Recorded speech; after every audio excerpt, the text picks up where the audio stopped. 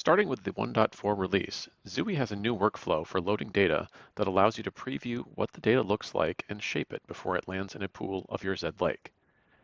Many of you that have needed to shape your data already are familiar with jumping to the shell to accomplish this, such as with a command line like this one.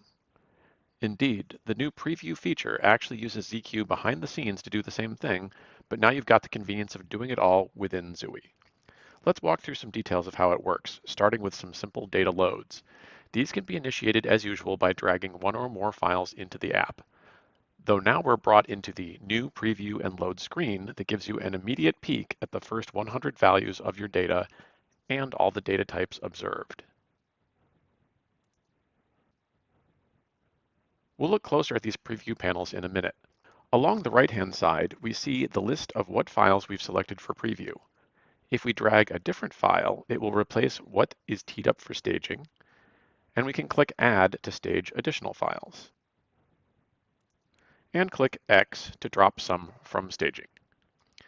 The data format pull-down lets us make a specific selection of how we want the input to be parsed.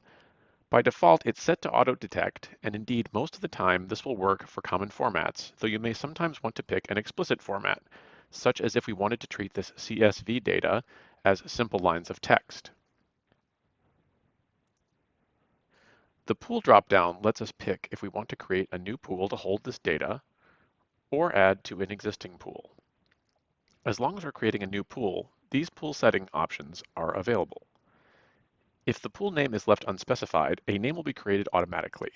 If you're loading a single file, the pool will have the same name as that file. And if you're loading multiple files, the name of the directory containing the files will be used. And of course, you can always change the pool name in the pool list after you're done loading, but we'll go ahead and set it here to something more descriptive. The pool key settings by default expect a field called TS that would typically hold a timestamp and would store data by this field in descending order, and this is in line with the network logs that many users still query in Zooey. If your data lacked such a field, you'd still be able to query it in Zooey just fine, but the pool key does become important for performance when your data gets large, so it's good to get in the habit of setting one that makes sense for your data, such as I'll do here for this data by state name. There's more detail on pool keys in the Zed documentation. The commit settings let you see the details that will show up for this data in the Zed Lake log, and the default here will reflect the username for your workstation and the fact the load came from Zooey. Finally, we see a reminder of the lake to which this data will be loaded, and this will be whichever lake connection you already had selected. And in this case, it's the default connection to the local lake that always runs behind Zooey. Clicking Load, we're brought to a pool summary page that indicates our data was loaded successfully.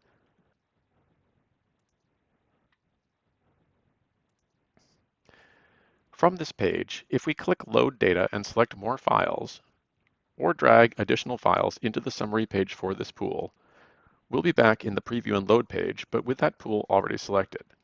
So we could once again modify the commit message if we want, but otherwise, once we click Load, we're shown the additional data was successfully added to our existing pool, and we're back at that pool's summary page. We can click Query Pool at any time and start working with the data we've loaded. Now let's see how we can shape the data as we're loading it. As sample data, we'll use the GitHub pull request data from the ZQ tutorial that's available on the Zed Docs site. We'll once again drag the file into Zooey to preview the data. Let's focus now on these other panels. The original panel shows how the data looks initially. The Shaper script editor allows for optional Zed logic to transform the original data, and the preview panel shows how the data might be changed after being run through your Shaper script. Controls are available similar to those in the main Zooey editor, such as to expand and collapse nested data, or to look at data as a table with columns if the data shape allows for this. Indeed, clicking these shows us how this data is actually one giant JSON array with a bunch of individual pull request objects inside of it. This leads us to our first useful transform we can perform in our Shaper script, which is to apply Zed's over operator to unwrap the array. Now when we collapse the data shown in the preview panel, we can see the transformed data looks like individual records, which will make it much easier to work with. However, as described in the ZQ tutorial, We also see a couple of these pesky empty objects that were included in the data when we first downloaded it from the GitHub API. We'll tack on a filter to our shaping pipeline to get rid of them. And we see in our preview pane that they're gone. We can also use casting to improve on the basic JSON data types, such as turning this timestamp string into a true Z time type. Zui shows us our change was effective in how the quotes were dropped, and the value is now rendered in a different color.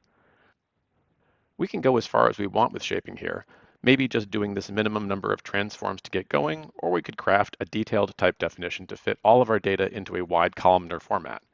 There's lots more detail you can explore in the ZDocs on shaping. For now, we'll stick with what we've got. We'll once again set a pool name, and we'll go ahead and use the created@ timestamp as our pool key in ascending order. Because we put a little work into shaping our data up front, now our query experience is much improved right away. Since our pool key is of a field of Z's time type, the stacked bar chart uses it as our x-axis.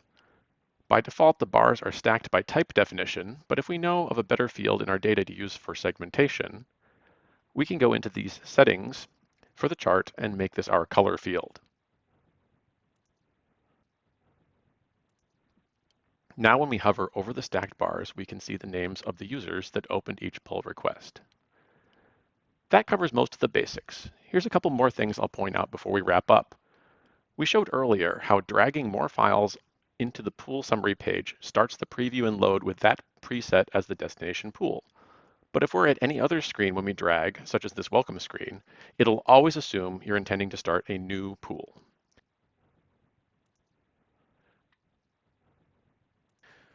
Also, if you're in a hurry, holding down Shift as you drag your files into Zui will bypass the preview workflow altogether and load the data immediately into a new pool with default settings. If dragging isn't your thing, there's also this Open Data File option in the pull-down menu and an associated hotkey, and that will open a file picker dialog.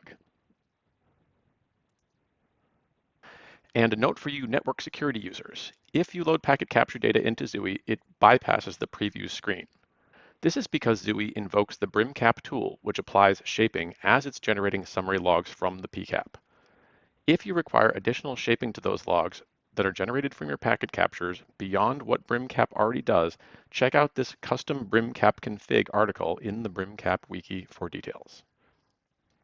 We've already got some ideas for further improvements to the preview feature, so watch the Zui release notes for when these arrive in the future.